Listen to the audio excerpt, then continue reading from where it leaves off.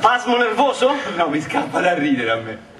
No, perché nonostante tu cerchi di mettere fuori la matematica dalla cucina, in tutte le maniere la maneggi di continuo.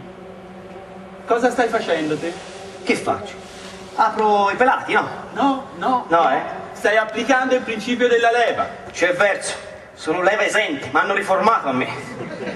Ma no, è il principio matematico della leva. Lo sai o no cos'è una leva, eh? Lo so, una leva è una leva, dice alzati, leva, metti, leva. No, la leva è uno degli strumenti più antichi usati dall'uomo. Pare che lo usassero prima degli egiziani. Comunque, in pratica è un moltiplicatore di forza. Sì, Vabbè, sì. facciamo uno di quegli esempini pratici che ti piacciono tanto, così vediamo se lo capisci. Chi l'ha detta questa cosa? Te la dico io, te la dico io. Allora, prendiamo per esempio che questa sedia pesi un quintale e tu la debba sollevare. Cosa fai?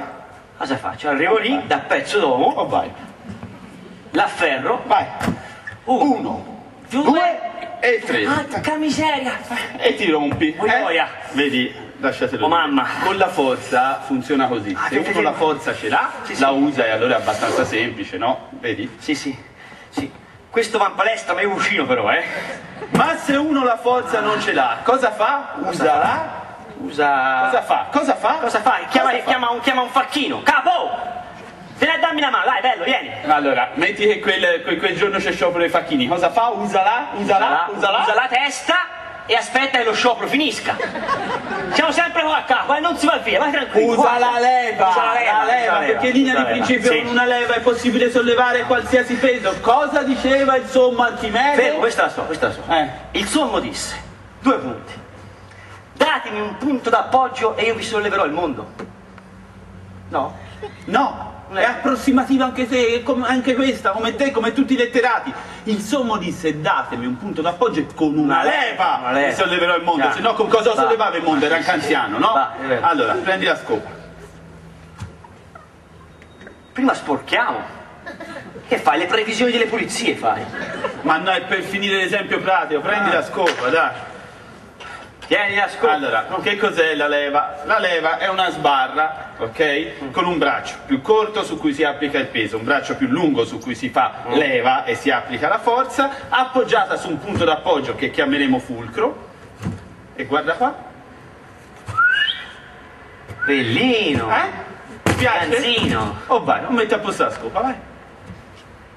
Da retta, non so mica Cenerentola io, Vai, dai. Un po'. E comunque la cucina è piena zeppa di leve. Guarda qua tutte queste leve. No, non messe a posto. Ma queste le hai messe a posto, ma sono tutte leve. Guarda questa cavatappia, doppia leva cremagera, è una leva. E poi c'è questo, schiaccia noce a doppia posizione per noce e nocciole, è una leva. Guarda cosa c'è qui, mollettina da bucato. Sì, ora è inutile mi fai la faccettina come dire anche la mollettina da bucato è una leva, sì, anche questa è una leva. Poi apri scatole inserite in pregevole osso di scarperia. È una leva. Non avevi ancora detto, non avevi? Vai. È una leva. E Dulcis in fondo spremi aglio riconoscibile anche al buio per il suo nauseabondo odore. È una leva, ma è una leva che puzza, senti qua. Ecco, a me per esempio questo odore piace. E questo è uno dei motivi per cui sei sempre solo come un cane. Simpatia. Lo vuoi lo spaghettino? Lo voglio sì. Allora, e zitto. Va bene. Ma come le prepari 2 porzioni esatte di spaghetti? Anzi, a me fammi la più abbondante che ho fatto i pesi. O come le preparerò? Secondo te? O come con la mia stupenda bilancina. E come no, la bilancina no! No, mi devi dire come funziona la bilancina. Allora, a parte qui non vedo cavatappi e scope. E poi buono con questi manone, me la asciughi. Vabbè, guarda, questo te lo concedo. In queste moderne bilance a doppio piatto non è facile vedere il principio della leva. Sì. Ma guarda cosa ti ho comprato io al mercatino delle pulci l'altro giorno. Tada! Una stadera, Ascolta, io adesso sudiciume in casa non ce lo voglio, Ma che sudiciume? Questo è un pezzo d'antiquariato. Antiquariato sudicio, fuori. Ascoltami, questo è uno degli strumenti più antichi usati dall'uomo. Si pensa addirittura che lo studio della leva sia nato per dare una dimostrazione teorica a questo attrezzo qui. Allora, ora lo vedi? Questo attacco un chiodo per farti vedere bene. Non t'azzardare a attaccarmi un chiodo in cucina, Allora, fai una cosa, fai la manina a piolo d'attaccapanni. A piolo d'attaccapanni? Vai, falla. È così? Sì, vai, e ti metti le stigmate così impari. Allora, lo vedi? Questo è il braccio corto su cui si mette il piatto, dove si mette la merce. Sì. Sul braccio lungo c'è un romano. Totti. Ok, vogliamo? C'è un romano che pesa. Maurizio Costanzo.